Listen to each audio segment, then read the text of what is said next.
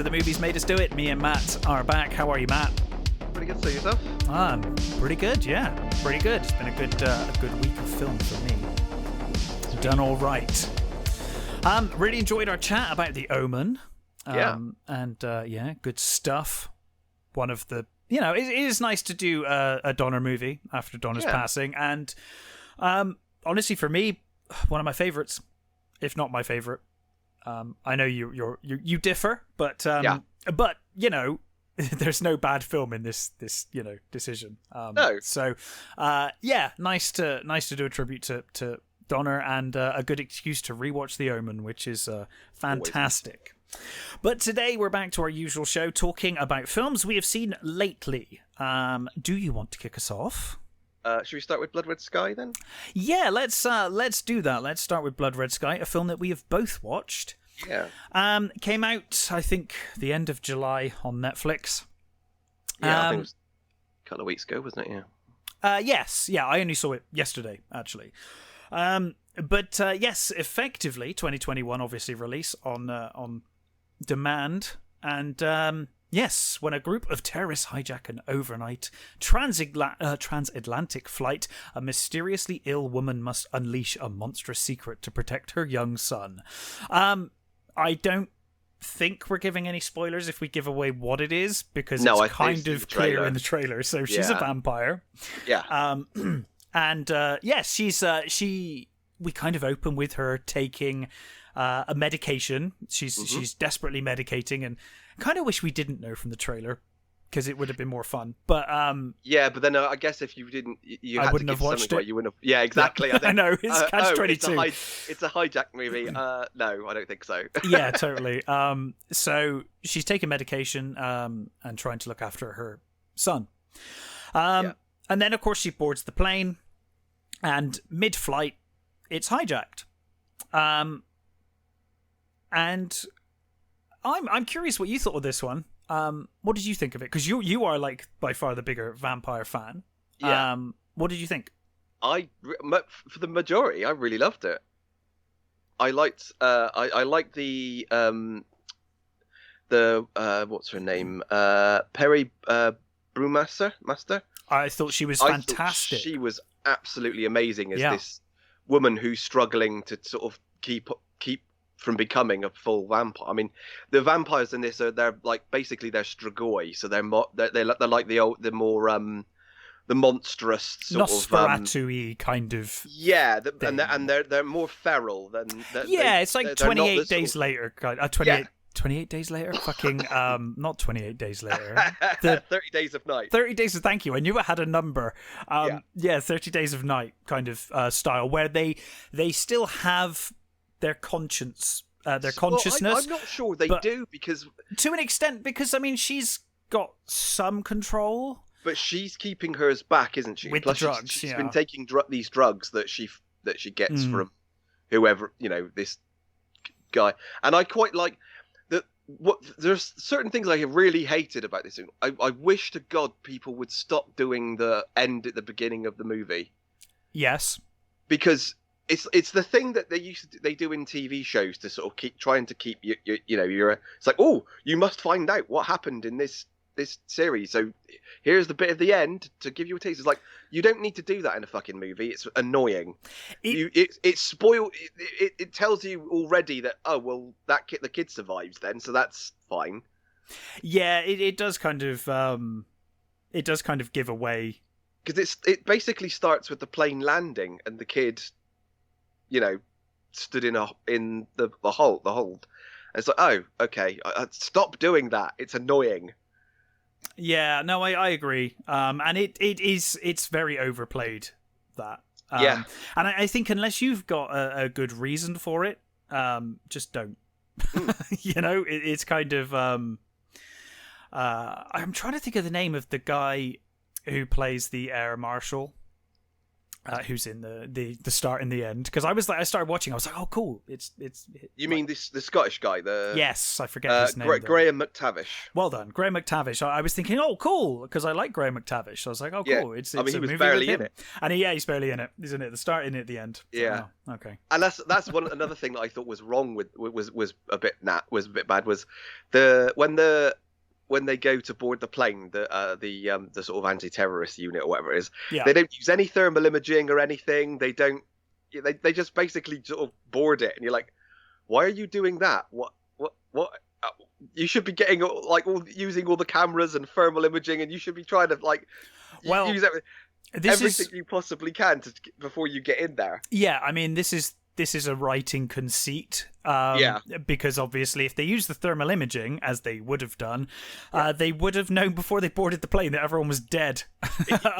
So it was done for that shock of like, oh my god, because in reality they would have seen everyone was dead except the terrorists, and then probably just blown the plane up and just been done with it. I agree, it was frustrating in places. I think mostly this film, it's a ludicrous premise. But I think it's held very much together by the characters of Nadja and Elias, and the actors. I think Perry and Carl, amazing. I thought they were great. I think there were some. Oh God, is it David Hurton? There's one terrorist guy who is overacting the fuck out of every scene he's in. I think that's 8 Ball, isn't it? I think 8 Ball. That's his name in the movie. Alexander Shearer. Yeah, he is like Jesus Christ. Like he was over egging it. He's so over the top, but he is fucking terrifying. He's terrifying. He was overacting to the point that he kind of reminded me of it's almost like a Japanese performance, like an over-the-top Japanese performance. Yeah. It's something like, oh, I don't know. I'm trying to think of a relevant film now. But yeah, it's so over the top and just like, you kind of have to go with it. Yeah. But it's when you contrast that performance to like Perry's performance, it's like, one of them's really kind of grounded as you can be, and the other is like cartoon comic book character, silly. He's so over the top that it is, but I it's kind of, I think partially you sort of needed it. I mean, obviously they're trying to say, well, he's the real monster sort of thing, and that sort of thing. And like you said, it's so over the top that it does verge on the sort of, oh, this is pulling me out. But I don't know. I found it kind of. I quite liked it. It sort of worked for me, and I think that performance in other movies probably wouldn't have worked at all, or it would have. I mean, depending on the movie. But I think for most of the time it worked, because I think everybody else around him was mostly normal, and they do make a point of saying like the guy's fucking insane, like, and one of the other members of the group is like, this fucking guy, like, why is he here? Exactly. They're all clearly afraid of him. And I quite liked that it was a nice idea that the whole, because there's a Muslim guy, Farid, played by is that K-Seti? Yeah. Now, his character is supposed to be going to I think it's some sort of tech. He's a physicist, isn't he? I think. Yeah, and he's going to some sort of like a meeting of tech people or something. Some sort of like a meeting of the minds. Yeah, and the whole thing is a setup so that they would be there ready for them. Yes. For these terrorists, so that they could use them. And I did like the when he was getting them to sort of to read this thing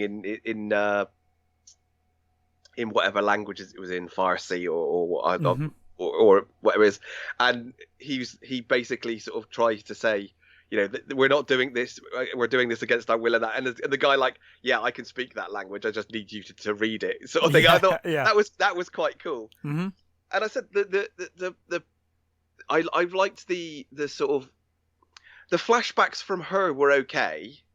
I didn't mind that, and I quite liked their was... placing in the film. I thought worked quite well. When she was thinking back to her, how she became what she is, and stuff. Yeah, and I because I quite liked the whole sort of how she was trying to survive. Yeah, on her own in this sort of flat with her, infant child. Yeah, while trying to fight off this, I guess, virus is probably, it's this sort of virus. It's very much a virus kind of thing in this movie. Yeah, and there's a scene towards the end where try not to give too much away, but there's a scene towards the end where she's sort of kind of almost full vampire. Yeah, and the kid cuts his hand to sort of revive her. Mm-hmm. And all he wants to do is hug her, and she's sort of pushing him away, and it's heartbreaking. It is, yeah. It's a sort of scene. It's like this scene is just way too good for this movie. Well, and again, the actors as well are almost too good for this movie in places. Because the performances are fantastic from these two. They are believable as mother and son. Yeah. And yeah, I thought it was great. I did find it a bit confusing at first. I don't know about you, because Netflix automatically went to English dub. So I thought I'd switch it back when I realised it was dubbed.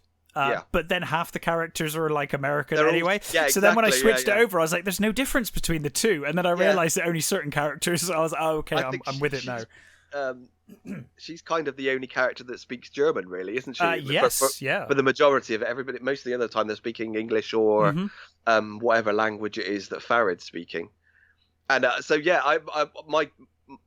been watching Dark on Netflix, and I've been watching obviously the German version of that, so my thing was already on it. But then it's like you said, it was all mostly in English anyway. Yeah, I mean, it's actually quite cool seeing Dominic Parcel that was in it, sort of, and I thought, oh, okay, so they've given he's I guess he's sort of the most famous person in it, I suppose is what you'd say. I mean, he's not like the biggest star, but he's I think enough people have seen him in Prison Break and things, and is it? Do you know? I don't think I've seen Heroes of Tomorrow or whatever they call it. Oh, is he in that? Is he? Yeah, he's because I don't watch.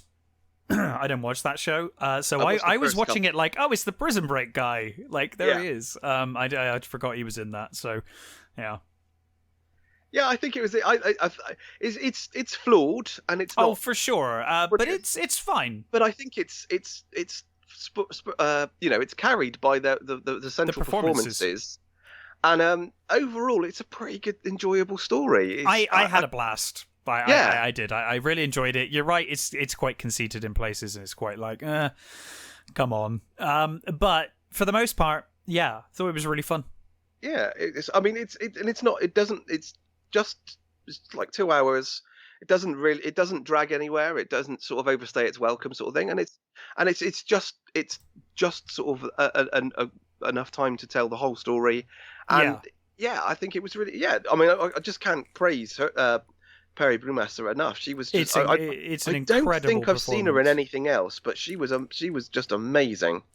No, I was thinking that actually. I don't think I've seen her in anything else either. But it looks like she's mostly been in German. Oh, she was in The Last Kingdom, which I haven't never got round to seeing. No, I hear good things about that as well. Actually, yeah, that's on my list.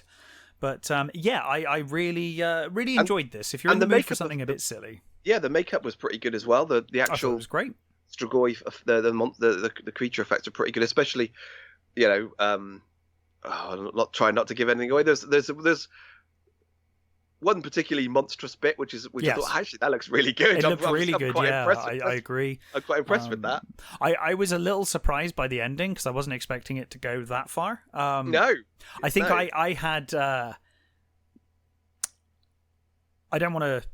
Yeah, it's hard to go without going into spoilers. I kind of assumed... Well, I'll say this. Yeah. I assumed that 8 Ball was going to become a vampire. From pretty much the moment he was in it, I was like, it's going to be a one-on-one showdown between them. Yeah. And I was quite surprised that it went in a bit of a different direction in terms of how things progress.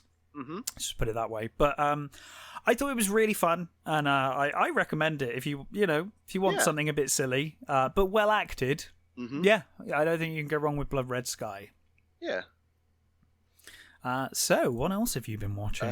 I shall go. So I'll go from vampires to werewolves. Okay. So I saw Werewolves Within. Yes, billed as a whodunit with teeth, which Yeah. I think is a tremendous tagline. So It's a great tagline. So we are introduced to Finn Wheeler, who is a park ranger. Okay. And he's moving to his new job in this. It's called. What's it called? Beaver Fields is this place. Right. And he is a complete spineless, useless git who is basically listening to self-assertion tapes and is calling his girlfriend, who I think is basically broken up with it, but he just doesn't realize it yet. Okay. So he ends up in this small town where they've basically there's a pipeline that's due to be built through there, and there's a couple of the townspeople who are holding out. They don't want to sell up. There's one of them is the sort of hotel owner. And another is, I think, a guy who lives sort of in the forest. This sort of like nut job who wears like animal skins and sort of hunts and doesn't like people on his property, that sort of thing. And from there, basically, you've got it becomes the weather starts setting in, and basically somebody has destroyed the generators, and they're all in the hotel sort of thing, and from there it becomes a sort of, well, one of us is must be this werewolf sort of thing. So we got to find out who the werewolf is, and it's got you're sort of this Cecily Moore character who's this sort of like perky postal girl who kind of he falls for, and you've got sort of like these two redneck people who are like constantly fighting, but also obviously supposed to be in love. And you've got the woman who owns the hotel, whose husband ran off with some hooker or something, which he didn't. He's actually he was already been eaten, sort of thing. And you've got this woman who wants the pipeline to go through so that she can have a gift shop. And it's all sort of like all these characters, and there's like this gay couple, and they're basically the worst collection of human beings around. There's the guy who's trying to push the pipeline through is this sort of sleazy sort of usual corporate guy, and then you've got this woman, standard corporate man. Yeah, and you have this woman who is a ecologist, and she's like doing experiments. She's realized that she's doing tests on this hair they found, and so is it kind of The Thing but with werewolves? It sort of brings it's got the sort of like 30 Days of Night sort of The Thing, and it's fucking awful. I assumed you were going that way, but I wasn't sure for a while. I was like, oh, maybe this will be okay. It's sort of a comedy, but all the jokes are just fall flat. No. It's this desperately trying to sort of be quirky and funny, and it's not. It really isn't. None of the jokes landed. Most of the performances they're okay. It's like they're obviously trying to do what they can with the material they've got, because none of them are terrible actors. It's just what they've been given is awful. And I watched the trailer and thought, that looks like it could be really entertaining. It's not. It's really, really bad. Oh. I think the thing is that there's a reason. The reason why they are awful people, and like there's a reason why this werewolf is there, sort of thing. And it's obviously there are moments where you're like, well, is there a werewolf, or is it just somebody killing them off, or is it to do with the pipeline, or is it sure? And you just don't care. Well, that's a big problem with a lot of films these days. The lack of care. You know, Yeah. I just, if I don't care, if I'm not invested in these characters or what's going on, I'm going to really struggle to. Yeah, to, I mean, you know, the main character is such a useless, spineless git that you don't care about him. Most of the rest of the townspeople are all assholes, so you don't really care about any of them. And it's not even like a sort of slasher movie where you can watch them all get killed, because they kind of do, but it's because they do, there are some they people do die in it. There there is a sort of a hunter and death stuff. sure.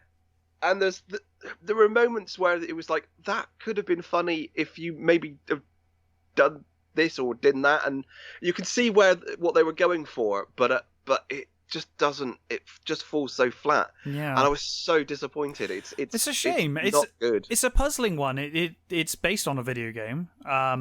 Which I haven't played. I haven't played either. I was just looking it up, and it looks like, to be honest, the reviews for the game were pretty average. So, kind of begs the question why you'd, like, of all the properties that Ubisoft own, like, really, is this one that kind of seemed to get like 60% reviews? That's where you want to go with your movie.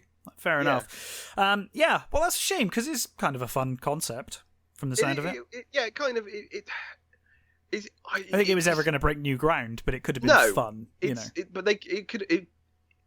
think the main reason why, because from the trailer, it actually looks like it could be fun, and it just isn't. It was just tedious. Yeah, it was one of those times where you keep checking the time to see if it's nearly over. That is and never the thing good. is, it's only like an hour and a half long, so it's not even a long movie. It just felt longer. Yeah. And the sort of the when you find out who the werewolf is, I mean, if you're paying attention, you can probably guess from the first scene. You can guess who the werewolf is. Yeah, it is kind of obvious, but it's even that sort of like, well, it was not a surprise, so that wasn't fun either.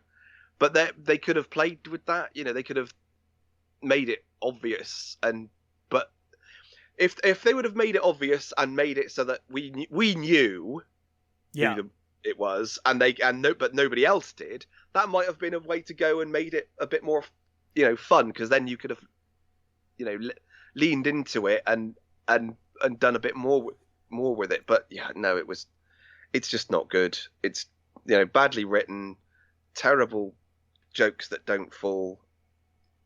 I honestly can't recommend this. Well, that's a shame. Bizarre one, that. Yeah.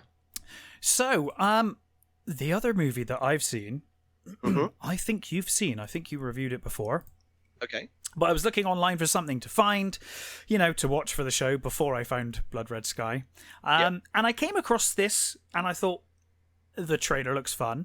I'll give it a go. And I was absolutely blown away by it. I think it's a fantastic film. Ooh, okay. And that is Luz, the Flower of Evil. Luz, the Flower of Evil? I could have sworn that you reviewed this at some point, but I think I might have. Maybe I imagined it. No. Luz, the Flower of Evil. Okay.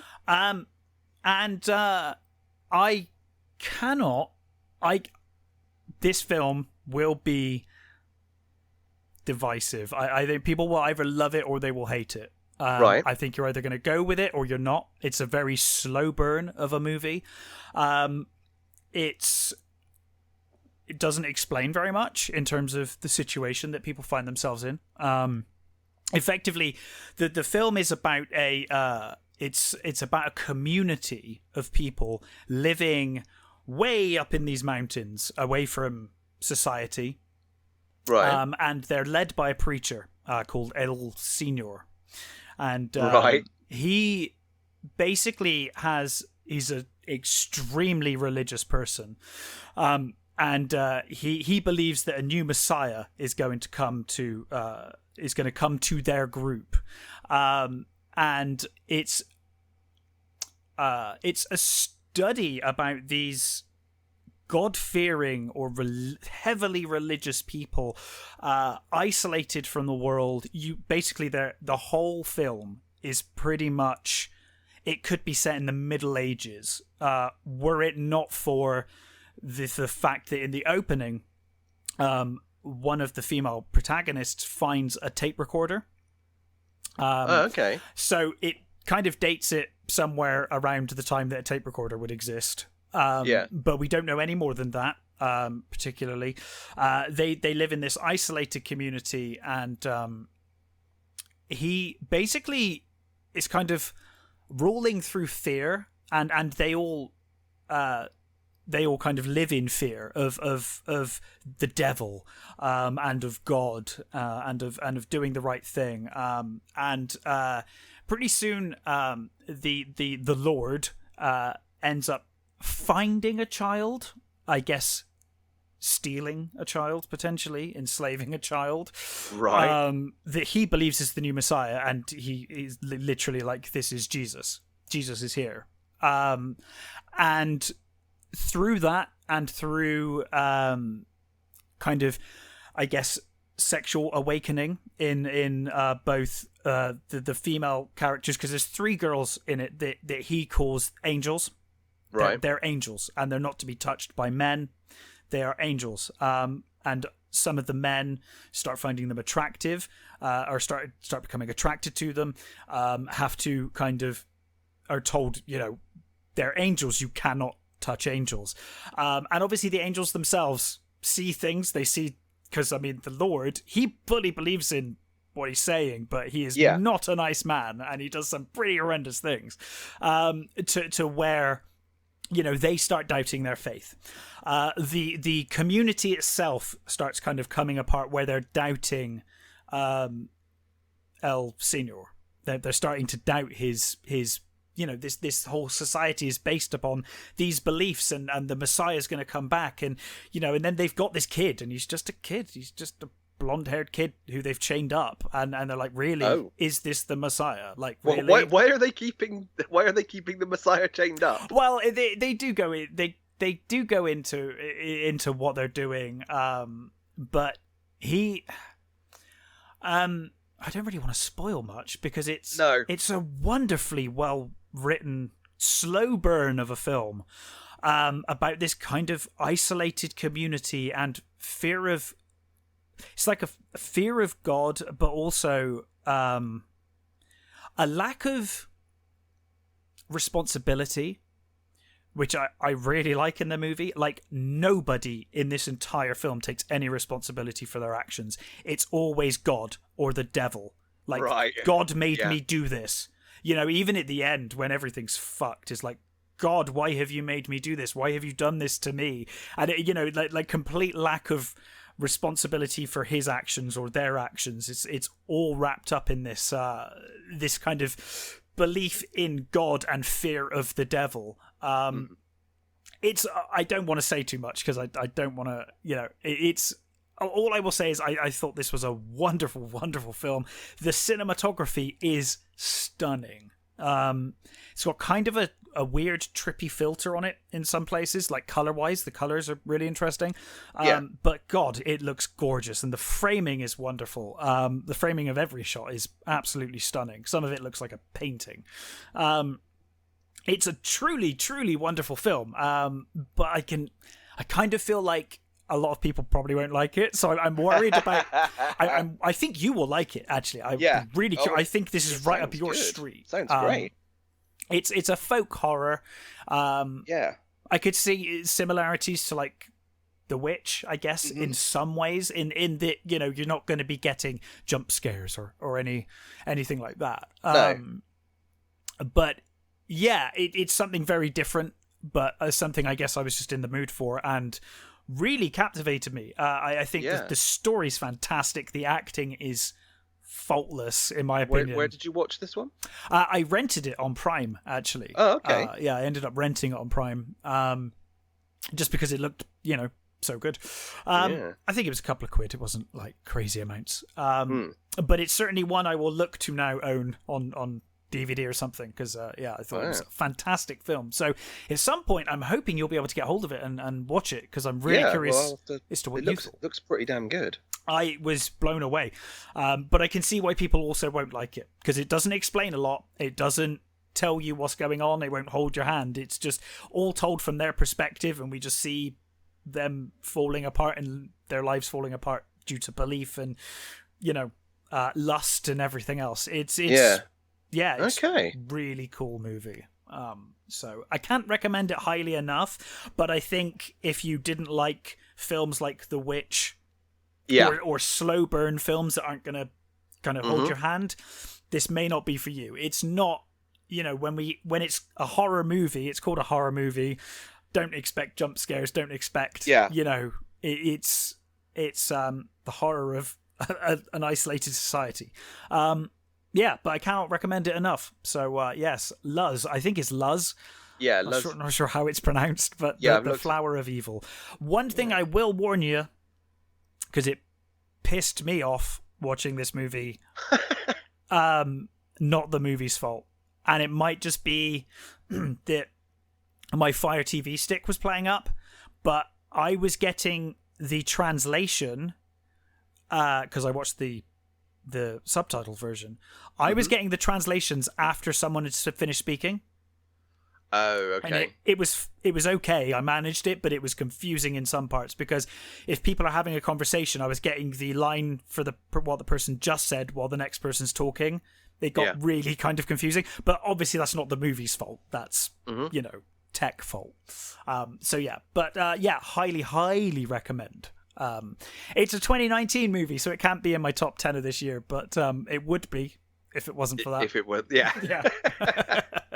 So yes, I think this year we might have to make exceptions. I mean, maybe top 10 films I saw this year. Yeah. Probably could do. Really, really highly recommend it. I don't want to go into too much because I don't want to talk about it too much because it's really good, and I want you to see it. So okay. But yes, I'll high recommendation for me. Do you know? I thought you'd seen it for some reason. I had it in my mind that you'd seen it. I'd actually not even heard of that one. That's interesting because it's kind of the kind of thing I'd expect you to have come across. So maybe it's only just come on Amazon. I think it is a 2019 movie, but it may have just only arrived. Yeah.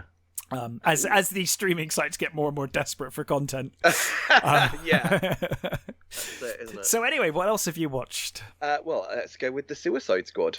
Well, first of all, more importantly than The Suicide Squad, yep. How was your first return to the cinema? It was okay. It was pretty good. Yeah. It was quite quiet. There was the actual cinema itself was full of kids, so sure, because it's the half holidays. Term. Yep. But obviously they weren't going to see Suicide Squad, so that was the showing that I went to see was quite quiet. There was a few people in, but it was a good. You go in with your mask and you sit down and take your mask off. I'm fine with that. I'm fine wearing the mask. I don't mind, no. As long as I'm not sat there wearing a mask for like 2 hours. Yeah, that was the only thing I was like, I don't want to go to a cinema if I have to sit there wearing a mask. I will happily wear one until I'm seated. Fine. Yeah. Yeah, it was fine. It was good. It was nice to be back in the cinema again. To be honest, That's it, isn't it? And there is definitely something to be said for seeing a film in the cinema. Yeah. I think much less distractions, much more focused on what you're watching, and the big screen and sound. I don't have a massive TV. Certainly not in my room anyway. I mean, upstairs there's a bigger TV, but I tend to My housemate has different tastes to me, so if I'm watching stuff, I'll generally be watching it in my room on the TV down here. It's not huge. The sound's not huge, so it's fine, but there is something about that. With certain films, June. Yeah, and I think, I was going to say, and I think it's a certain film. That's another trailer we need to talk about today, actually. Yeah. But yeah, so how was Suicide Squad? So, Suicide Squad, James Gunn, all the, Idris Elba, John Cena, Margot Robbie, you've got all the sort of things. So it's basically a reboot sort of / sequel to the first one. So it never specifically says that the first one happened, but it's got some of the same characters in it. So it's hard to, So it's a sort of God, the reboot-y... fucking DC is a mess, isn't it? It's like all over the bloody Well, place. yeah, and I continuity-wise. think and this movie does not help that either. I think they're becoming like the X-Men movies were for Fox, where it's like just assume that it's just this movie, like just forget everything that's happened before. Just go with it; it'll be fine. Yeah. So this one thing I'll definitely say, it's about 300 times better than the original. That is a low bar, but so sure. Exactly, I think that's it. It's a very low bar,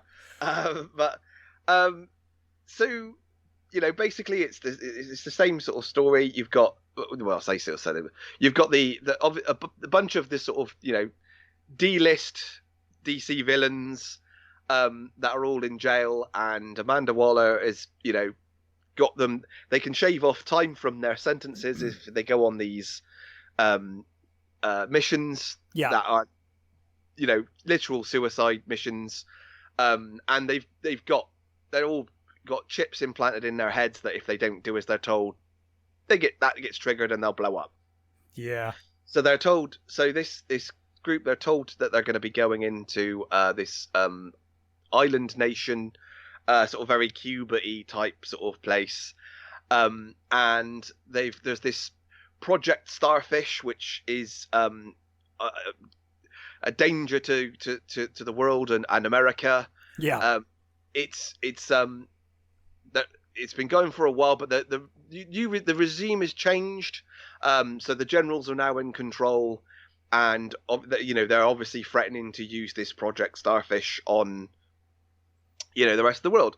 So yeah, you've got the couple. That's the sort of setup. You've got the this little team that goes in, and it's a complete shit show.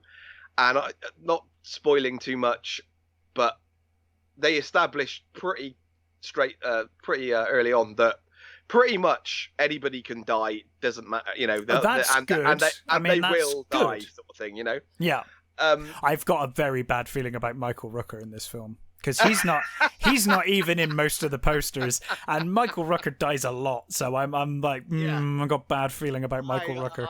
I don't think I want to go to this. I couldn't possibly say. No. I just feel like if I was a massive Michael Rooker fan, I feel like I probably wouldn't go for him.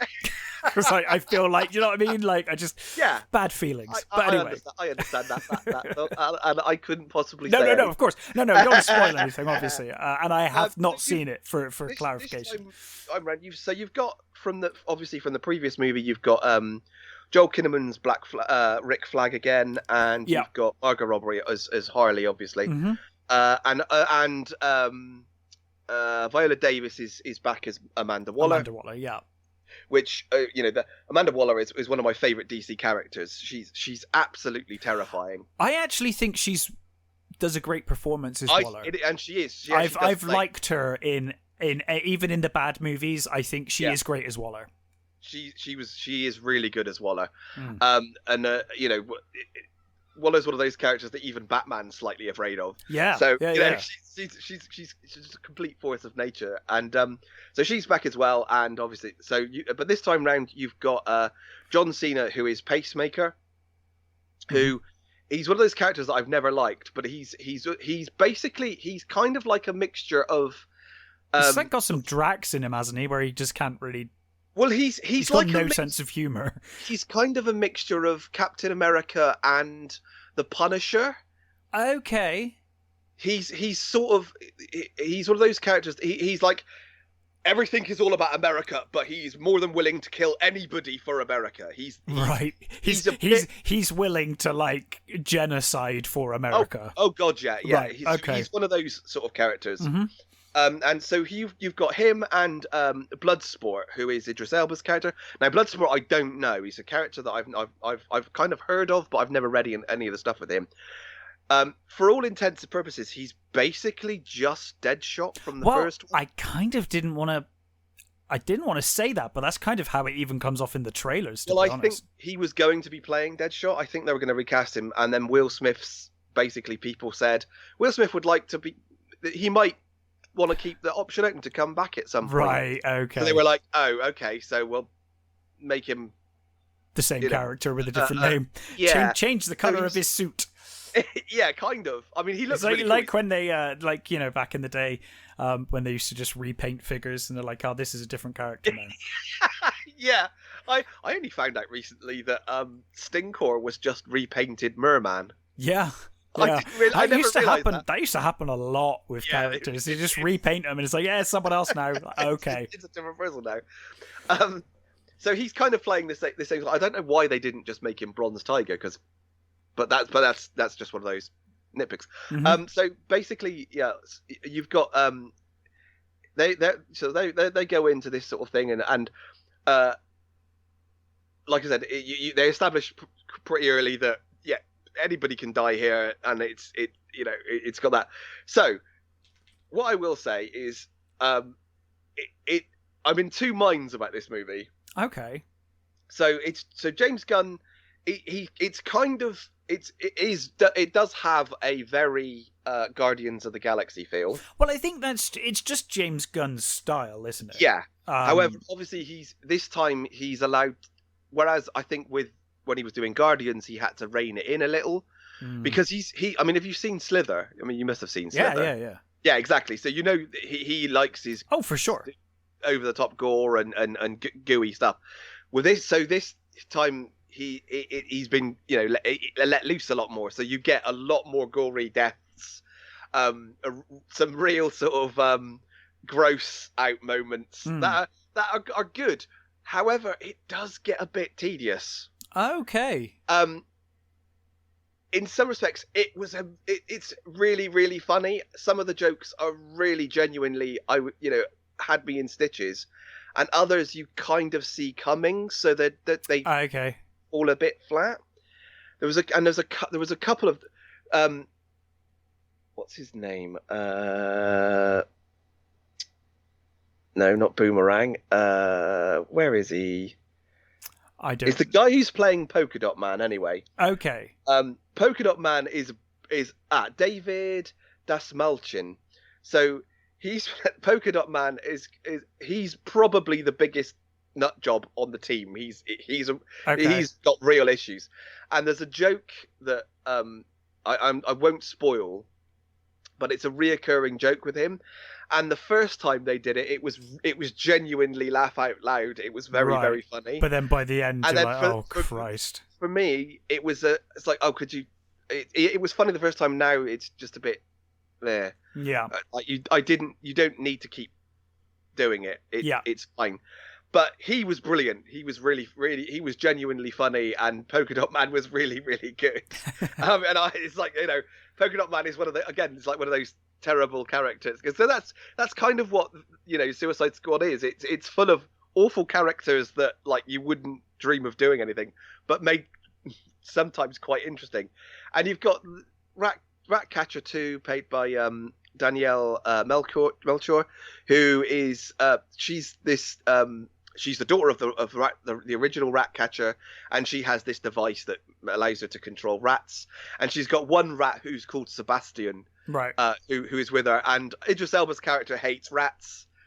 And there is some really genuinely funny stuff with the rat. There's a brilliant bit where one of the characters says, "Is that rat waving at me?" And Rick Flag goes, "Yeah." And she's like, "Why is he doing that?" And he's like, "I don't know, because he's friendly." It's like, and that was all really, really fun. Yeah. But sounds fun. The problem is, I think that because sometimes it's so over the top, it kind of makes it so that you don't really know where it is. You know what I mean? It's like it's hard to sort of. It's so unhinged at times that it verges on this is just, how does this work with the rest of the DC universe or anything else? Yeah, because it's so like bizarre and over the top. Mm-hmm. And there's like I said, there's some genuinely great stuff. King Shark is fantastic. Stallone, that's such good casting. Like, I'd actually forgotten who it was until he opened his mouth and spoke. It's like, oh, I completely forgot it was Stallone. It was which was really nice. And he's basically this like child that's just wandering around and just wants to eat things. Mm. and you know, because isn't he supposedly a god? He's like a shark god, yeah, isn't that what he's supposed to be? He's believed to be sort of like, I think it's some sort of South American sort of deity, or descended from, you know, that sort of thing. Mm-hmm. But he's an idiot.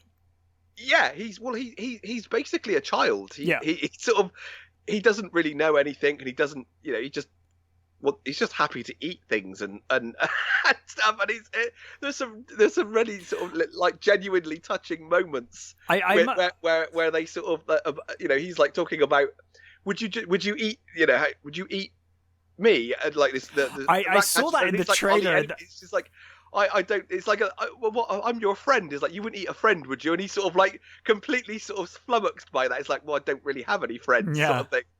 And it is quite sweet. It was quite you know, funny and quite sweet. So there is some really good stuff in it. There's a sort of weird subplot with Harley. Okay. There's this bit where she ends up with the sort of the new dictator of this sort of town, and it kind of feels like a sort of a side story that's sort of tacked on. Right. It's a bit weird, and it's like there's nothing wrong with, you know, her performance. Harley's great, but it felt like, oh, this is what is this? It's sort of it doesn't feel like it belongs with the rest of the movie. It's kind of like they didn't quite know what to do with Harley, so they gave her this sort of, you know, Harley's not doing enough. We need to do something with Harley.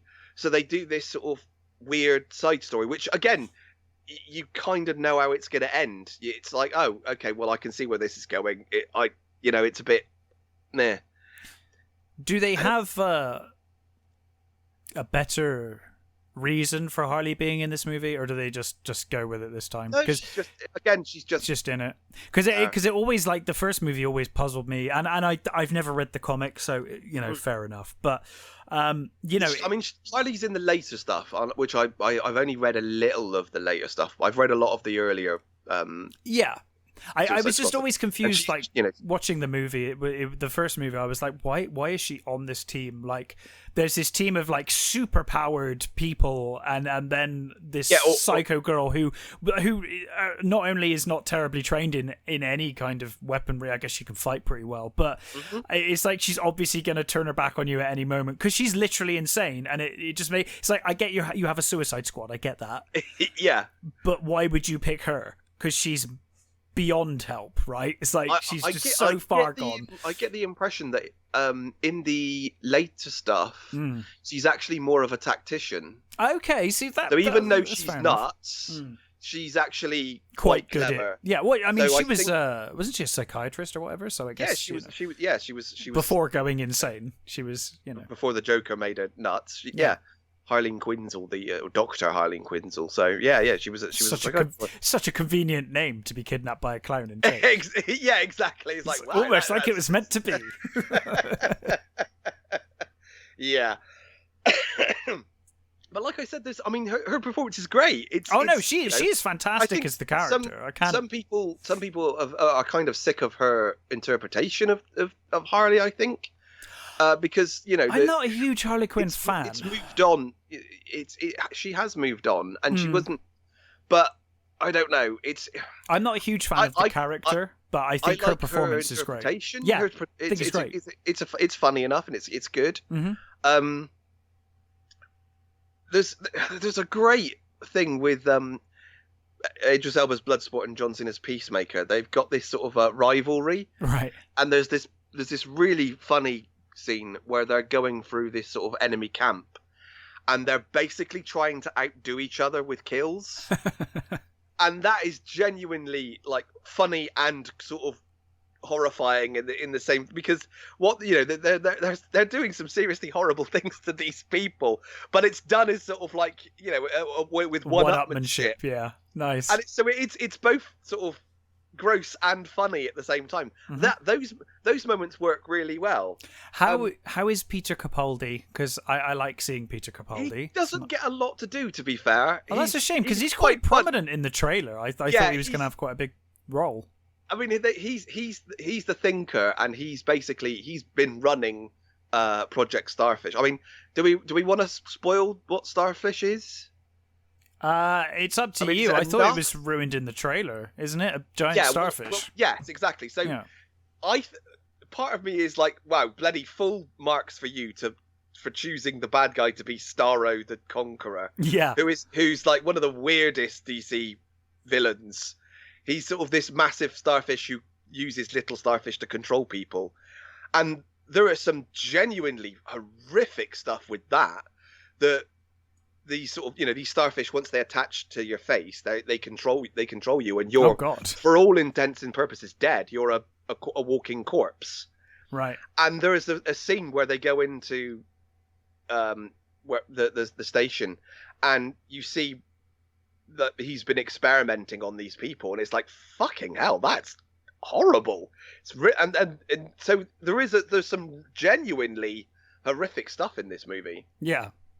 And his thing is that he's kind of a sort of like weird dirty perv sort of Okay. guy, which is again, it's quite funny. And there's a brilliant there's a scene in a bar where they go to sort of kidnap him so they can get into the project. Yeah. And there's a brilliant cameo. Well, he doesn't do anything, but in the background, Lloyd Kaufman's in the Oh, nice. the background. And It's I always thought, nice to see Lloyd Kaufman. Lloyd comes up in a lot of things, and it's always nice to see him. Yeah, 'cause whenever he shows up. I think that's where James Gunn started. I think he Oh, started on really? Troma. I didn't know that. I'm pretty sure he started on Troma movies. So I guess it was a sort of his little, nod to his, I guess, his mentor sort of thing, which I thought was great. He's just kind of in the background, but I thought it was really nice to see him. So I think the thing is this, for me, it's a movie of two parts. It's one, like I said, it's way better than the first one. Is it a good movie? It's good enough. I think it I would watch it again, I guess, but it fell down a little because I think at times it just felt a bit too sort of ungrounded or you know what I mean. It felt sometimes just a bit too much, Too far. but then they kind of expect. Then you have sort of scenes where they're trying to be sort of tender or they're trying to establish that especially Idris Elba's character, they're trying to establish him as the sort of like absentee father that would like to have a relationship with his daughter, but literally doesn't. Deadshot. Yeah, exactly. So you've got that, and That was the biggest thing for the trailer. That was like, like it's the exact same story. It makes more sense now that you've said they originally planned this to be Deadshot, because like I was watching it like the trailer, and I was like, is Amanda Waller just kidnapping people who like it's like just got kissing and use. Yeah, it's weird because it's the exact same story again, but fine. And you've got all the sort of all the performances are great. They're all sort of like really good performances, and even people that aren't in it very much, it's just like okay. But I mean, I try not to sort of like spoil it too much, but no. There's some there are some genuinely good. Elba is great. He's doing his best Deadshot, basically. You've got John Cena. It was really annoying as PC humor, but he's supposed to be really annoying. I'm guessing that's the point. He's supposed to be really fucking annoying. You're supposed to hate him, and I think he does it really well. I've only seen Cena in a few things, and I don't really have an opinion on him. He's average. Like I don't think he's gonna be a Dave Bautista. Let's put it that way. No, I don't think he's got the or even a Rock. I don't think he's got the charisma of the Rock, and I don't think he's got the talent of Dave Bautista. I would agree with that. I think that is definitely true. I think he's fine, but he's not gonna he's not gonna blow my mind away with some acting or anything. No. But yeah, I mean it's mostly a really good movie, and that kind of falls a little bit down in places. I would definitely watch another. Yeah, well, that's good. I mean, that's good, right? Because we left the last one like fucking screw that. Like that was terrible. Yeah. Because the first film was fucking obnoxious with its soundtrack. And obviously James Gunn. That. Well, James Gunn kind of loves all that anyway, but James Gunn tends to place things a lot better. So I'm curious how that works in this. Yeah, I mean, again, like anybody who uses the Pixies is always going to get a thumbs up from me. Sure. But having said that, I think it's I think he knows how to play it better. He knows how it works better than they did it in that first movie. Was it Ayer, David Ayer, the first movie?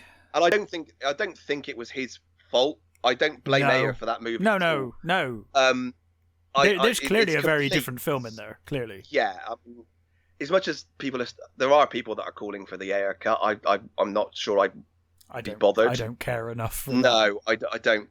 And I think, look, we both said at the time that this movie has a great soundtrack. These songs are great. They just don't know what they're doing with them. Well, we said the same 2 weeks ago, right?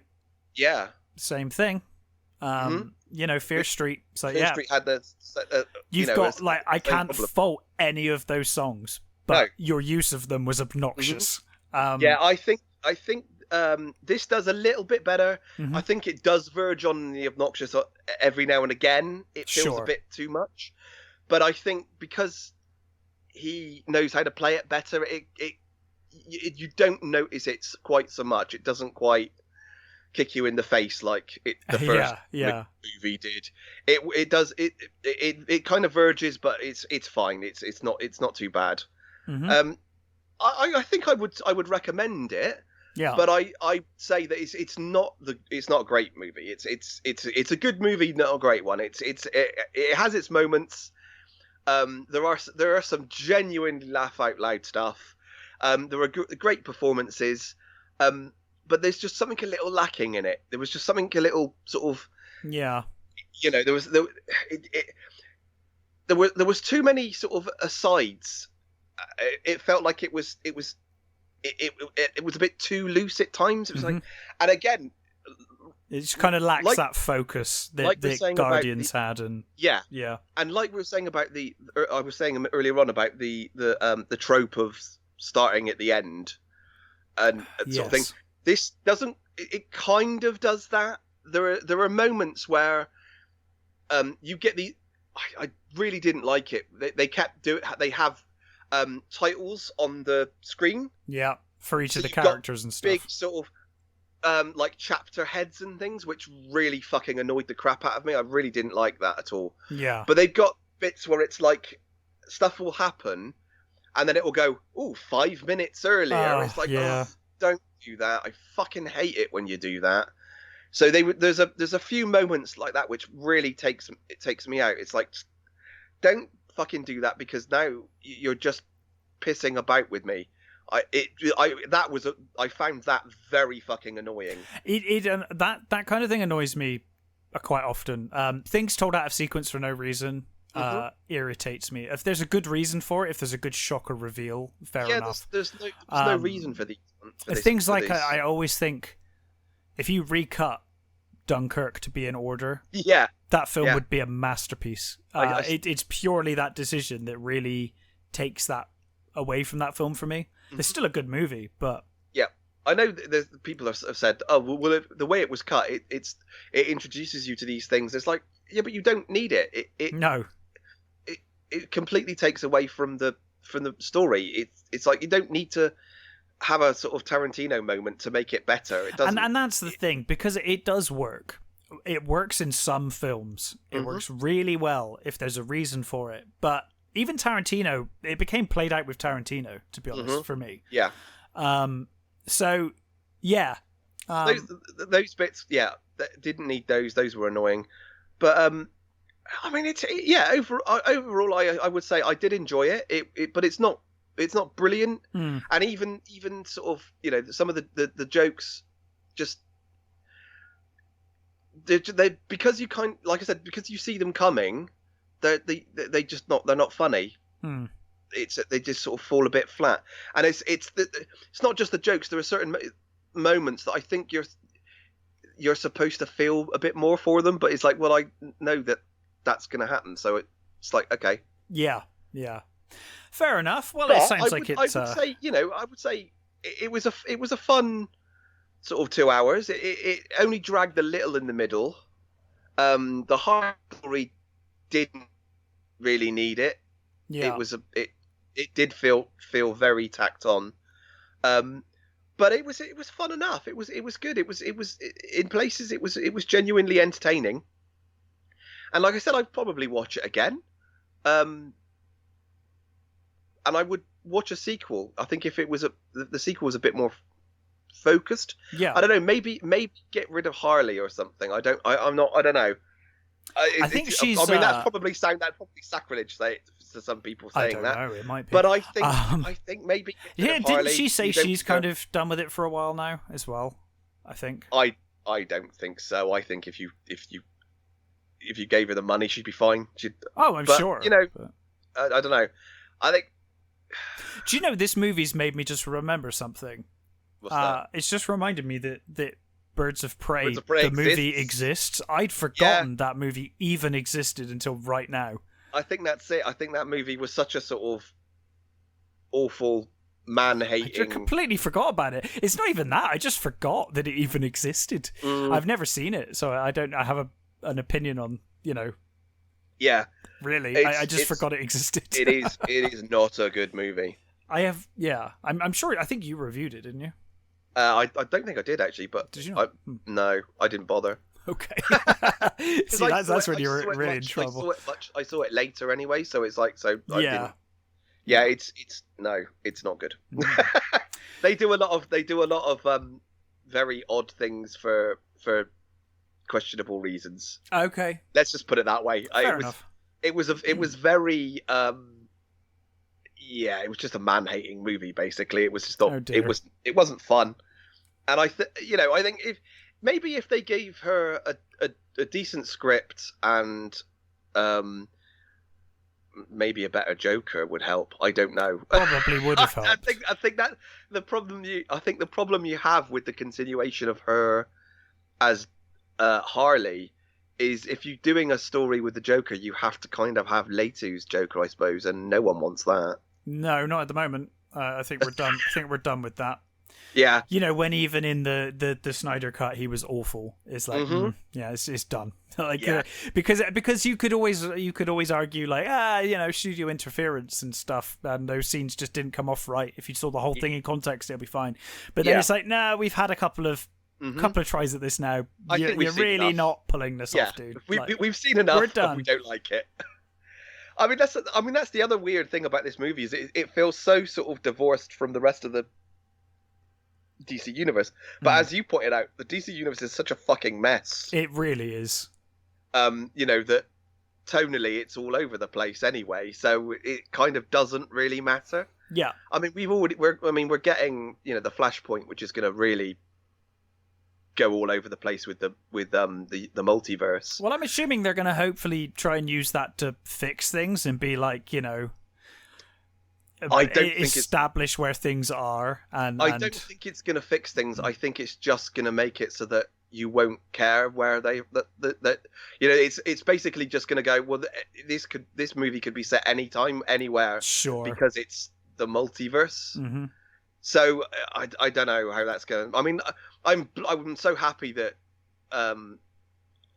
what's his name, Keaton is going to be playing the 87 Batman. It's 89 Batman. 89, yeah. I mean that's very cool. I mean I don't know whether we said before, but they've built the Batcave, they've got the car. So he must be in it quite a bit, you'd have thought. I would have thought so. Because otherwise, why would you build the set? So I'm kind of looking forward to that. I'm curious. But again, it's another one of those. Where does it end? Because we've got this other Batman movie coming as well. We've got it's weird because it's like watching the what I've seen of the coverage of Flashpoint. Mm-hmm.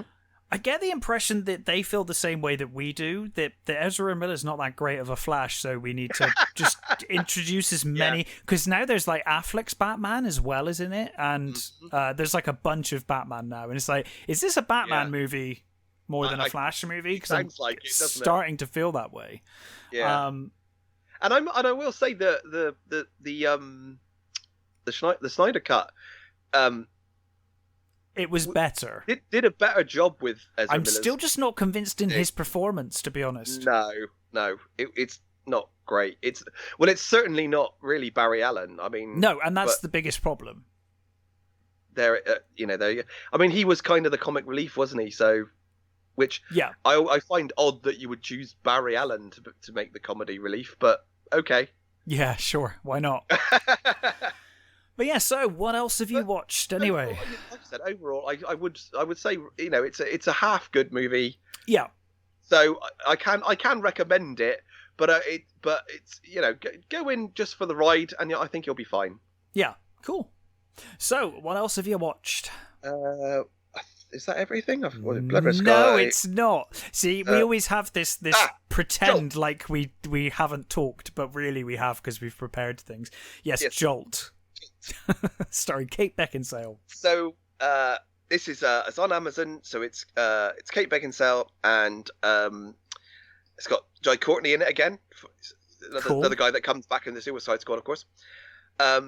It's directed by, and I think it's her first movie. I think maybe. Oh no, not her first movie. Tanya Wexler, and it's basically it's the story of Lindy, who is this. She has this. It's like a natural abundance of what's the I can't remember what they call it, but basically it means she has anger management issues. It makes her slightly faster and slightly stronger, so that already tells you what sort of world you're in. Yeah. So whenever anybody pisses her off, or whenever she sees somebody being rude or sort of thing, she basically loses it and hits the crap out of them. Right. So she's gone through all these things as a kid, that all these different things. She tried to be a soldier, that didn't work out. She tried to do this, that didn't work out. So I think it's sort of at this moment she's currently a bouncer. And Stanley Tucci plays her psychiatrist, and he's got this device that she straps to herself, which is every time she feels herself getting angry, she presses this button and it literally jolts her, it electrocutes her, and that basically calms her down. It sort of it sort of takes away the anger sort of thing for a brief moment.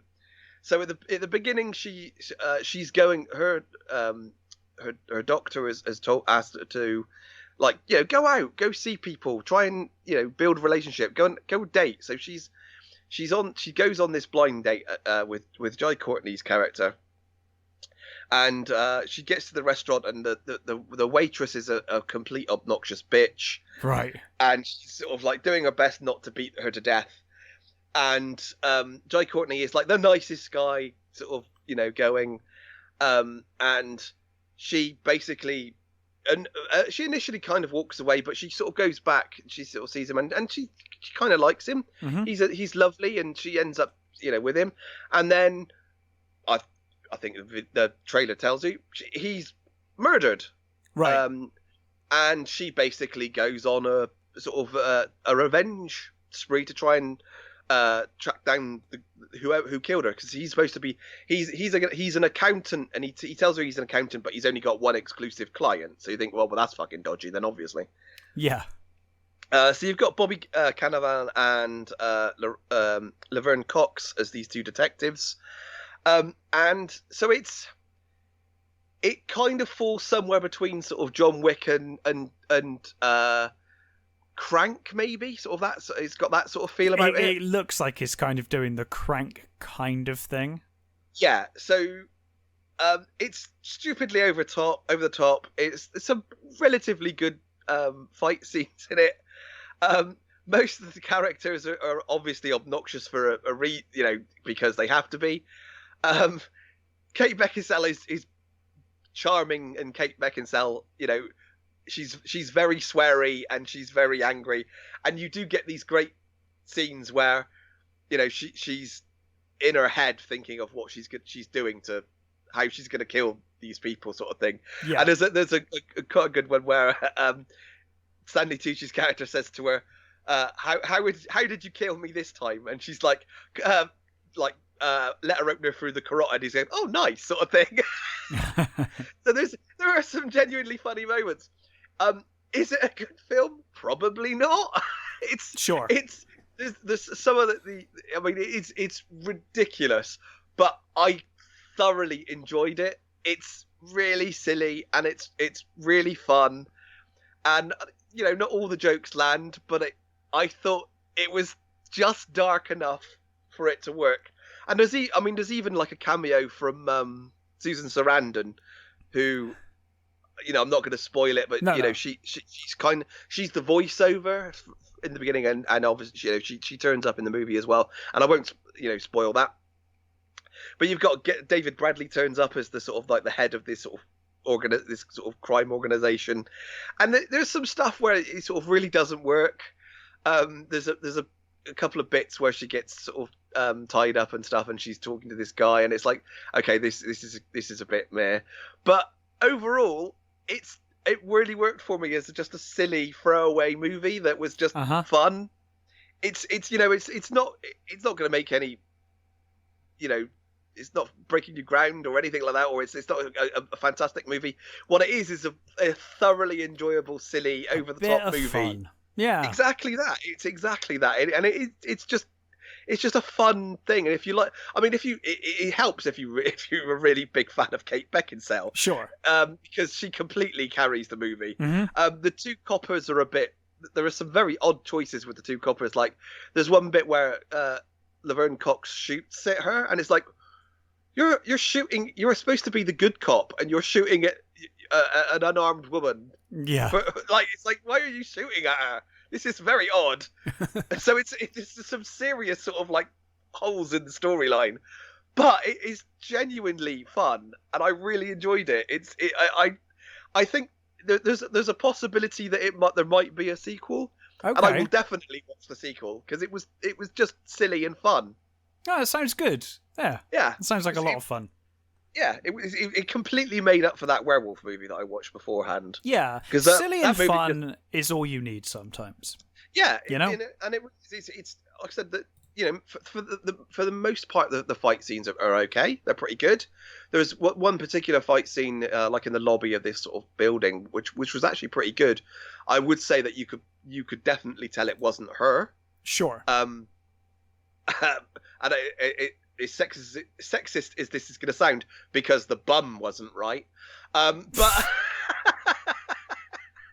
but apart from that, it was a thoroughly enjoyable throwaway movie. I really liked it. Cool. Well, I think that's it for movies. Yeah.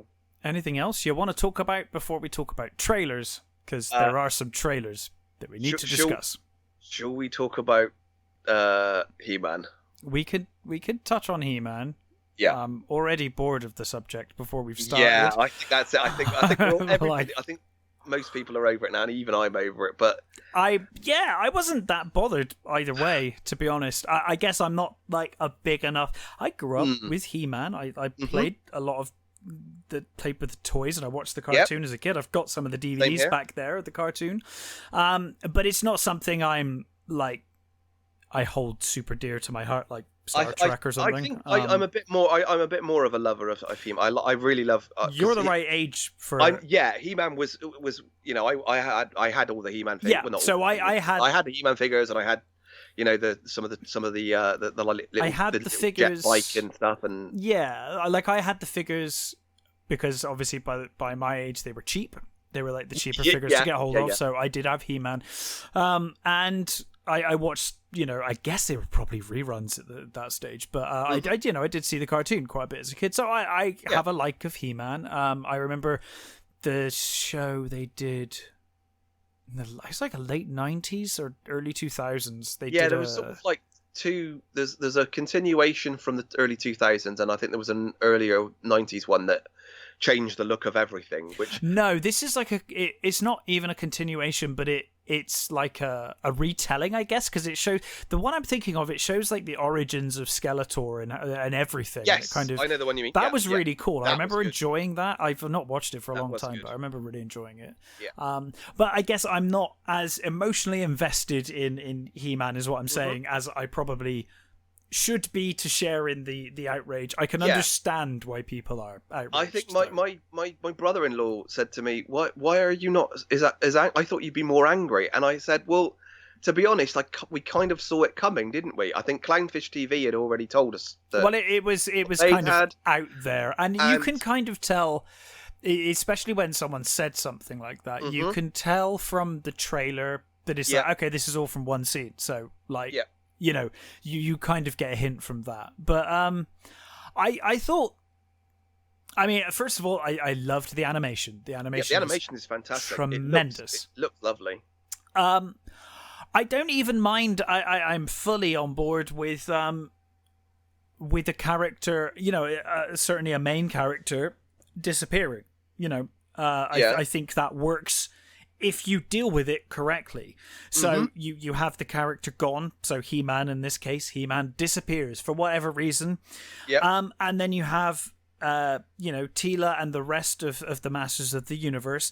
But you deal with his absence, and that's kind of the thrust of the story. But to sideline your main character and then do nothing with him. Yeah. It's an odd choice. I think worse than that. It's worse than that. They not only do they sideline him, they trash him. I think they try to trash him, and it's weird because I think they were trying to, but it doesn't quite work. Because it's odd for me because I thought Teela comes across really selfish. She's horrible. And she is a horrible character. There's like weird moments, like you get like oh god, this has been long enough. We can spoil. I think some we stuff, can spoil right? this. I think we can spoil it because I mean it's the first episode, and most people have only seen the first episode anyway, from what I can gather. I've seen all of it. I've seen. But the first episode, there's like a really weird thing where He-Man has sacrificed himself and for quote unquote died as far as they're concerned. He's dead. And obviously the secret was kept from Teela. She finds out. And she's angry that she wasn't told. But you have a grieving father and mother who think their son is dead. Yeah. And it's clear that Teela's angry that she was never told. She's angry at the grieving mother because she wasn't told, because the grieving mother knew. And I'm kind of like... Well, the grieving mother worked it out. She worked it out. But she didn't tell Teela, and Teela's angry about that. And she's angry at Man at Arms because Man at Arms knew. Fair enough. But I think A, there's a time and a place, and B, she has a go at the king and queen, and the king didn't even know himself, and he's grieving over his dead son, and she's just like, "Fuck you." You're selfish, and it's like, hang on a minute, you're selfish. Like this man and this man and woman have just lost their child. Yeah, and it came across unbelievably selfish, and I was like, okay, but again, I was like, okay, maybe she will see that through the movie, through the series, and this is the other caveat I have. I haven't seen the second half because it's not out yet, and maybe they will resolve a lot of this. But moments like that really came across like, wow, I really don't like this character of Teela in the way she's behaving here. And she's great in some scenes, but it seems like this. I don't even understand the thought process by the writing. Teela is a professional soldier. Yes. She's worked... You know, in this episode, she becomes the head of the guard. She becomes the man at arms. She's basically taking over her father's role. Yeah, and yet because she wasn't told this secret, she suddenly decides to say "fuck you" and drops her job. Eternia, and she drops her job and just walks away. It's like, really? You're going to be that horrible and selfish to grieving parents and quit your job and your responsibilities and your own father at the same time, and your father as well. It's like the weird it gets it continues as well though, because there's a scene where He-Man's not dead, obviously. Well, he is dead. But I mean, he's in heaven. He's coming back. I mean, yeah, of course. Come on. But he is in heaven, isn't he? He's in heaven. In their version of heaven. They meet again in heaven, and Teela's still angry, and there is a scene where literally He-Man says, she's like, you never told me, and you what do you know about sacrifice? And he's like, I died. I literally sacrificed myself. And her response is like, yeah, and I had to live with it. It's like, whoa. Whoa. I don't think that comes across the way you wanted this to come across, writers. It doesn't make her a good character. It makes her seem really awful. Than she was before. But again, we're halfway through a story, so I'm hesitant to say, oh, this is awful, because I think, well, it could well be that the second half she goes through this character arc and storyline and realizes that maybe she does. We're only halfway through, but I will say from the first half there were bits I liked, there were certainly bits I didn't like, and the characterization of Teela, I don't think they did themselves any favors. No, she was just awful. Because again, it goes back to which we've said a lot lately of you need your protagonist to be likable and investable. Like I need to invest in the main character, and if I feel like, for a lot of this, I was just like, her friend was okay. I was like, cool, like I can follow her, but the way that Teela's behaving is just like, what? Like it's kind of spoilt brat. Yes, and I also don't think a character I want to follow. Sarah Michelle Gellar helped. Her delivery was so I'm dull. It was awful. I don't know if it was dull. I think she maybe it is, but I kind of felt like that's the character they wrote, and she was following the lines. I'm not sure. I'm going to blame her. Lena Headey's delivery was brilliant. Yes. I mean, when Teela and Evil Lyn are talking, you can. I think the difference was so obvious. Lena Headey was spectacular, though. Yeah, I mean, Lena Headey was putting her whole, self into being Evil Lyn, and Sarah Michelle Gellar as Teela just sort of sounded like I guess what she is, a Valley girl. I don't know. It just felt a bit. It was just weird. It was very sort of, I don't know, just like almost like she was bored. It just sounded like very lackluster. And I think most of the voice cast, I think, were pretty good. I mean, I still find it fucking weird that you've got bloody what's his bloody Alan Oppenheimer. You've got Alan Oppenheimer, and as much as I love Mark Hamill, why the fuck are you not just using Oppenheimer as Skeletor? Why would you do that? I've got to say, I was not terribly impressed with Hamill here, and usually he is the best voice actor in any room, but he's just doing the Joker. And I was a bit like, I didn't really see Skeletor as the Joker, so it doesn't really work for me very well. They should have just. I mean, Oppenheimer was quite a good Moss Man. In the time he was fine. You saw him, I certainly would have had him as Skeletor as well. Yeah, exactly. He should have been Skeletor. I mean, you could have made Mark Hamill anybody. Give him any role, but if you've got Oppenheimer, make him Skeletor. It just seems weird. It's just very odd decision. It's an odd choice. And the whole first half feels like an odd choice. But and I think unfortunately they're probably going to lose a lot of people that probably won't watch the second half. Well, I don't think I can be bothered. I think I probably will. I don't know. I mean, I'm kind of curious enough to see where it goes. I think, but yeah, I certainly think they're gonna lose a lot of fans. I mean, but I think even the stuff like where she goes to Scareglow, and she's like, "What are you afraid of?" And it's like, "I'm afraid that I'm too powerful." Yeah. What? How is that? Okay, that doesn't. Right, fine. It's you can see what they're doing. It's what they're trying to do. And it's like, oh well, do you have to? You are the daughter of the sorceress, right? So I guess she is powerful. She's pretty powerful. Yeah, exactly. But I mean, it's odd. It's an odd choice. I'll be curious to see how the second half goes, how people find it. yeah. But yeah, I think it certainly had issues, and it was a bizarre decision. Just bad. Well, it's just awful, terribly written. Yeah, the writing is not very strong. I'll give you that. No, I mean they. I don't understand how you can make Tila, who is essentially a sweet, hardworking, brilliant character. She had a definite arc in the storyline, because eventually I think she was going to go on to be the sorceress. I think. Well, I always assumed that was the natural progression, right? So how do you do that and make her this horrible, selfish brat?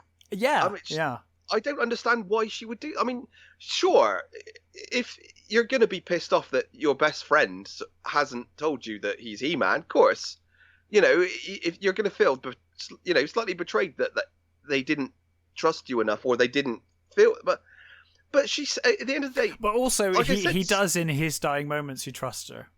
Yeah. But that's one character that's clearly even not says, enough for her. One of the, they even make the point, I think, when they go to, I don't know, He-Man Heaven.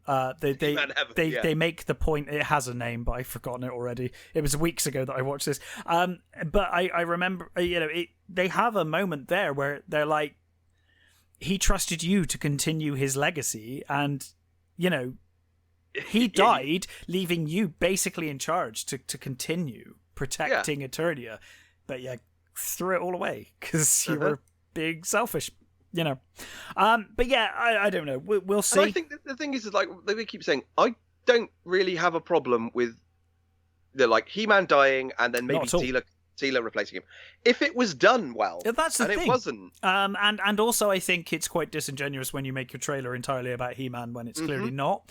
I think they would have done better to have focused on Tila and been like, it's a Tila show.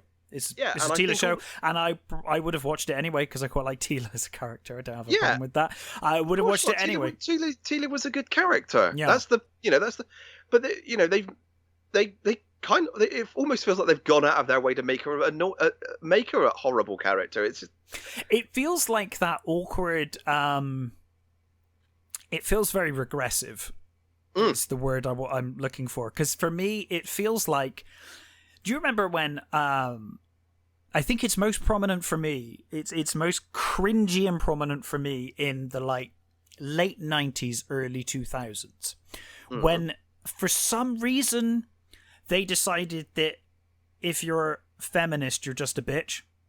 Yeah. It's the kind of stuff that when you rewatch those movies, it's like, oh my god, this is so cringe. Like, it's just terrible. It's terrible writing. Like, you just all feminist women must be complete bitches to everyone, and it just comes across awful and dated. And this feels like it kind of regresses to that. It's like, have you not watched any strong female characters in film or TV since 2001 or something? Because we've kind of moved on from that, and then it kind of feels like you fell back into that, and it was weird.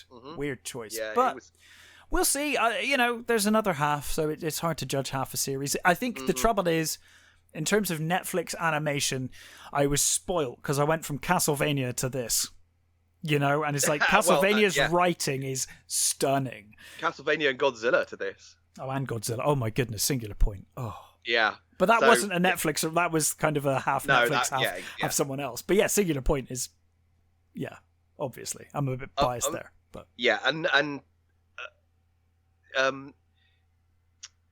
Castlevania has really good writing, female characters in and it. female really characters. I mean, sometimes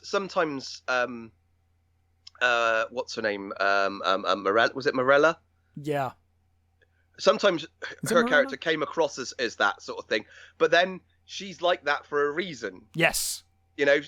Those characters, those four women, there's a reason why they're like they are. Yes, and we get to see that and explore that, and and that's half the thing, isn't it? It's like, well, maybe the second half will, but we'll see. Maybe it will, but I think the problem is also all the stuff about this series has all been compounded by the outside stuff with Kevin Smith.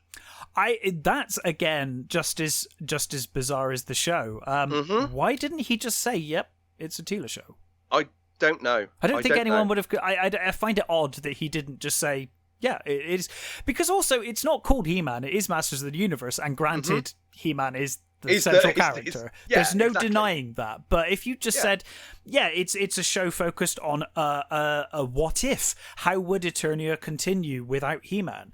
I think you'd still have the writing issues you've got here, but I think it would have been less. People would have been less annoyed because the marketing is all He-Man.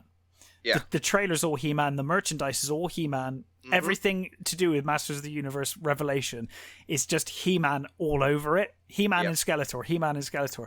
And it feels very disingenuous because clearly that's not what you were doing here. So I can understand why people are annoyed. I can. I can understand it. I'm just more puzzled by it than anything. It's like I'm just puzzled by this. It's a weird sort of mess of like he said, she said stuff, and just weirdly compounded by the fact that Kevin Smith seems to have gone out of his way to kind of almost attack people. It's strange because it's like you're a huge celebrity, Kevin Smith. You could just not respond. Yeah. Like, there was no need for you to... I mean, I hate to think how many subscribers Clownfish TV have gained from Kevin Smith.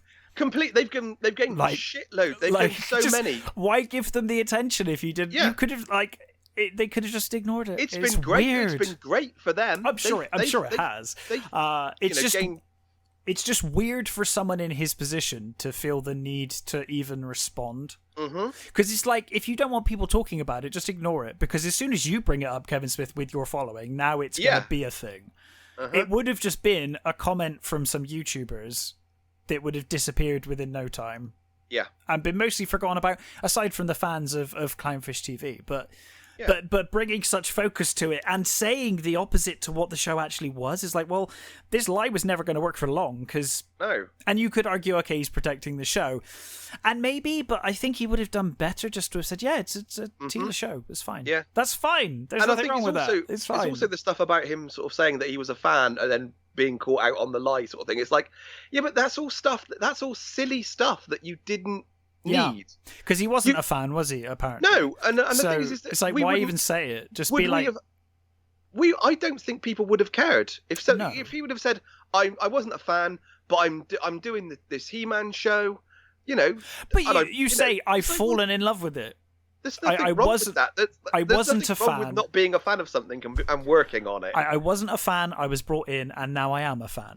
I think as long as you do your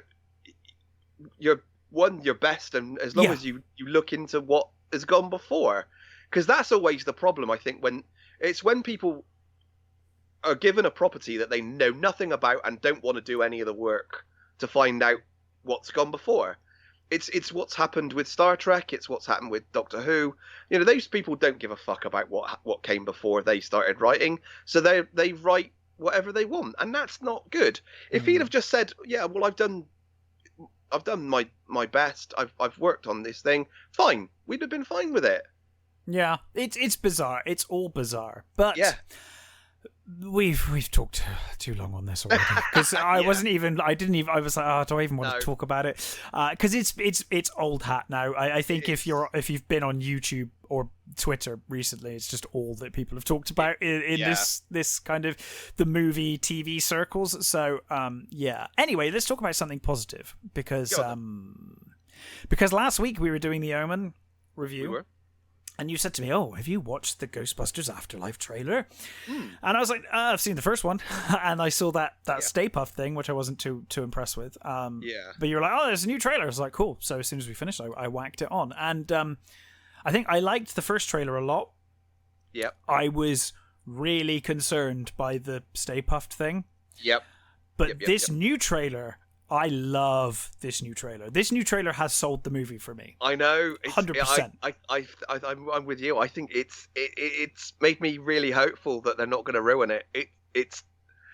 I mean, even though it's going to be a lot more kidified and it's going to be, but I think I don't care as long as it's respectful to what came before. The thing I like about it, I think the most, is that it's not in New York City. It's not redoing everything that happened in the first movie or the second movie. Let's just do it again. We have, obviously, I'm guessing Gozer's returning and all of that. Well, yeah, because the mine or whatever it is, it's Shandling's mine, isn't it? Yeah. And I'm fine with that. You know, it's continuing the story, but it's a very different story. It's not set in the city. It's set in the middle of nowhere. It's not a bunch of guys or a bunch of men or women. It's a group of kids. Descendants of Egon, presumably, at least one of them is, or a couple of them. And we're following their story. And I think, you're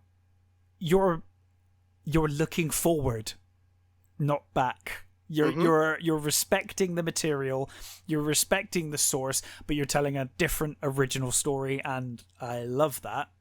And that trailer has got so much just joy and it's got nostalgia for sure. Yeah. But it's not like nostalgia in your face all the time, which is what really worried me about the Stay Puft thing. I was like, oh fuck. Well, I think what worried me about the Stay Puft thing is that it was one of those sort of like, oh, they're trying to do their Grogu thing. They're trying to, it's the baby, and it's like, thing. Oh, don't do that. But I think it's going to be one funny scene in a movie. I'm fine with it. Yeah, I think if that's the case, then again, like you said, I'm fine with that. It's cool. But yeah, I think I genuinely thought, oh, this looks like it's going to be fun. Yeah, and it looks like it's going to be, it looks like they're going to take the ghosts seriously. They're going to look right, and it's they look a lot more like the Ghostbusters ghosts, which is terrific, because that is they do have a very specific look, those Ghostbusters ghosts, and I think that's one thing amongst many that 2016 completely ruined was the ghosts. These look like they belong in the Ghostbusters continuity. And all the actors we've seen so far, they're all pretty good. I mean, the Finn kiddie we've seen in obviously Stranger Things and stuff, and I think he's kind of been typecast as the character he is, but I don't know whether he's hopefully he'll be okay. But you've got a little McKenna Grace I've seen in a few things, and she's really good. And you've got bloody Kerry Coon and what's his name, Paul Rudd. Paul Rudd, yeah. And Paul Rudd's almost always brilliant. So I think it was so good to see Janine. And again, it's Janine who was closest to Egon. And it's it's like, yes, we have this character in the film, but we've not just shoved her in for no reason. Like, it makes sense that Janine is there. It makes sense that Janine is talking about Egon and his, because she was close to Egon. I think that really works, and I think we're going to have a passing of the torch, clearly. But it looks very respectful.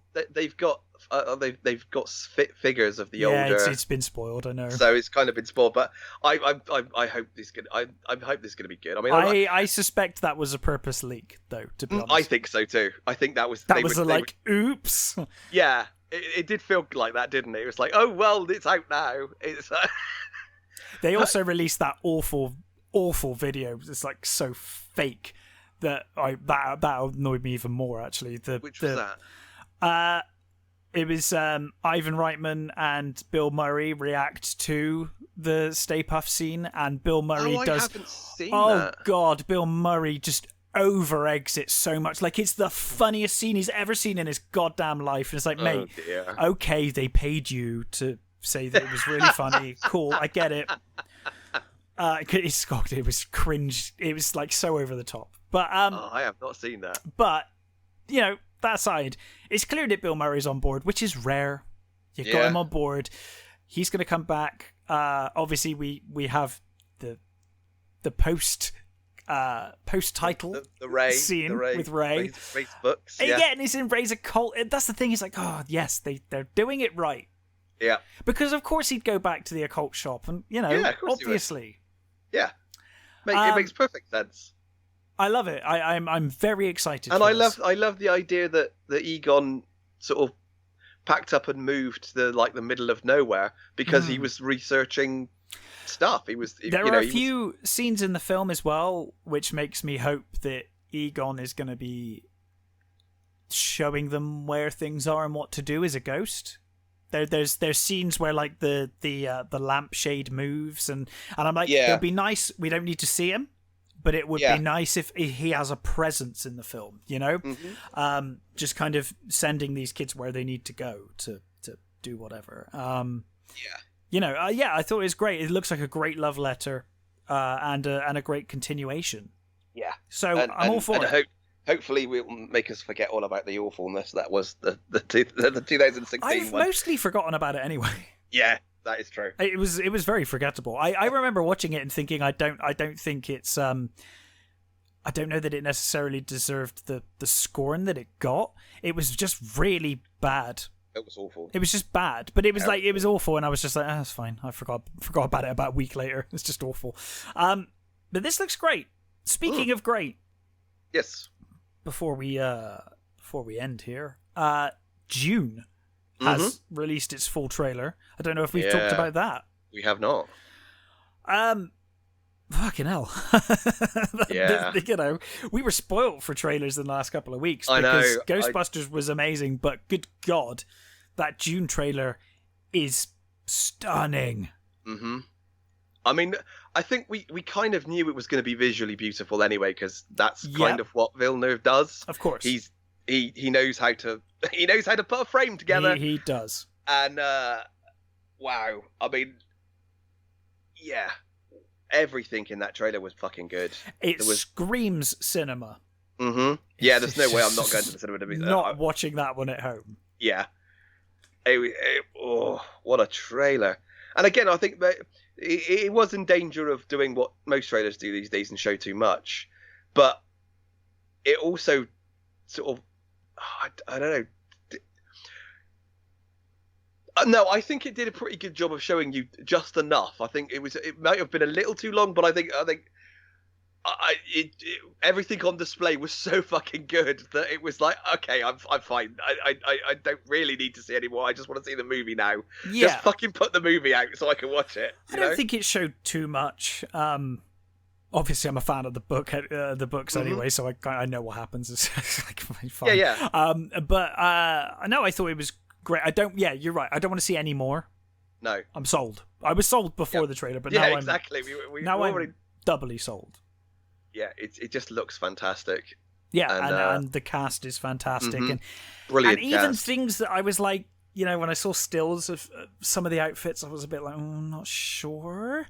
But seeing it in motion is like, no, it looks great. You know, I mean, when you see the the shock troops come down and stuff, that was like, wow, that's bloody brilliant. Love that. So and look fantastic. I'm so can't wait for that one.